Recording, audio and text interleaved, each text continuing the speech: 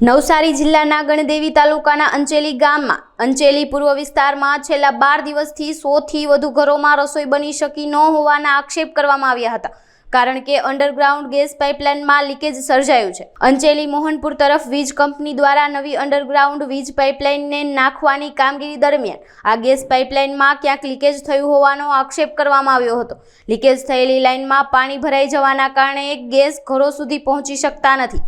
Gas કંપનીના કર્મચારીઓ દરરોજ સમારકામ માટે આવે છે, પરંતુ તે ફોલ્ટ શોધી શક્યા નથી, જેના કારણે ગ્રામજનોને ચૂલા પર રસોઈ બનાવવા મજબૂર થવું પડ્યું છે। હું પ્રતીક્ષાબેન, અંચેલી ગામના સરપંચ। અમારે ત્યાં 12 થી 15 દિવસથી ગેસની તકલીફ છે। સવારે ચા નાસ્તો, બાળકોના ટિફિનથી માંડીને કંઈ જ રસોઈ બનતી નથી। ગેસ ચાલુ કરે 2 મિનિટ ચાલે ને પછી ગેસ જતો રહે।